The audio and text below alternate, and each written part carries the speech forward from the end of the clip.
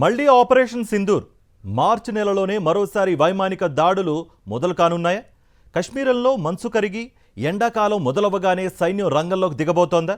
ఈ దెబ్బతో పాక్ ఆక్రమిత కశ్మీర్లోని ఉగ్రవాదులు పనైపోయినట్లేనా?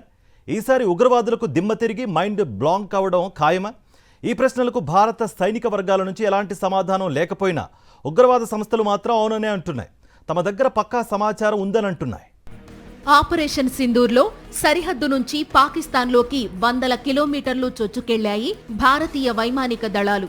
పాక్ ఆక్రమిత కశ్మీర్లో పదుల సంఖ్యలో ఉన్న ఉగ్రవాద స్థావరాల్ని ధ్వంసం చేశాయి. ఈ ఆపరేషన్తో పాకిస్తాన్కు ఉగ్రవాద సంస్థలకు మధ్య ఉన్న చీకటి సంబంధాన్ని మరోసారి అంతర్జాతీయ సమాజం ముందు సాక్ష్యాలతో సహా ఉంచింది భారత్.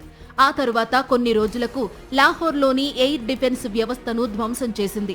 తోక జాడిస్తే పాతరేస్తామని మిస్సైల్ వార్నింగ్ ఇచ్చింది. ఇప్పటికీ పాకిస్తాన్ను, పాక్లోని ఉగ్రవాద సంస్థలను ఆపరేషన్ సింధూర్ వెంటాడుతూనే ఉంది. మరోసారి ఇండియా విరుచుకుపడుతుందనే భయం వాళ్లల్లో ఉంది. అది నిజమే. పీఓకేలో లాంచ్ ప్యాడ్లను ఏర్పాటు చేసుకుని భారత్కు వ్యతిరేకంగా కుట్రలు పన్నుతున్న లష్కరే తైబా, జైషే మహ్మద్, హిజ్బుల్ ముజాహిదీన్ లాంటి ఉగ్రవాద సంస్థలు మరోసారి బిక్కుబిక్కుమంటున్నాయి. ఇటు అంతర్గతంగా జమ్మూ కశ్మీర్లో పాగా వేసుకున్న ఉగ్రవాదులు సైతం బెంబేలెత్తుతున్నారు. దీనికి కారణం 2 పేజీల సందేశం. విశ్వసనీయ వర్గాల నుంచి ఉగ్రవాద సంస్థలు అందుకున్న ఆ 2 పేజీల సమాచారంలో ఏముందో ఇప్పటికీ అర్థమై ఉంటుంది. అవును, మరోసారి ఉగ్రవాద స్థావరాలపై విరుచుకుపడే ప్రణాళికను సిద్ధం చేస్తోందట భారత్.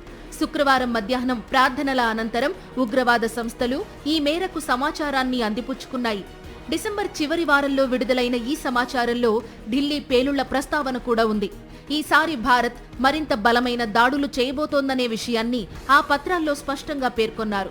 అంతేకాదు, చివర్లో భారత్ ఎలా సన్నద్ధమవుతోందనే విషయాలు కూడా అందులో ఉన్నాయి. ఇంగ్లీష్, ఉర్దూ భాషల్లో అక్కడక్కడ కోడ్ లాంగ్వేజ్లో ఉన్న ఈ లేఖలు ప్రస్తుతం ఉగ్రవాదులకు కంటి మీద కునుకు లేకుండా చేస్తున్నాయి. చలికాలం ముగిసేలోపు ఉగ్రమూకలు కశ్మీర్లో అడుగుపెట్టాలని, లేదంటే భారత సైన్యం చేపట్టబోయే మలివిడత ఆపరేషన్ సింధూర్తో ఇబ్బందులు తప్పవని ఆ లేఖలో ఉన్నట్టు తెలుస్తోంది.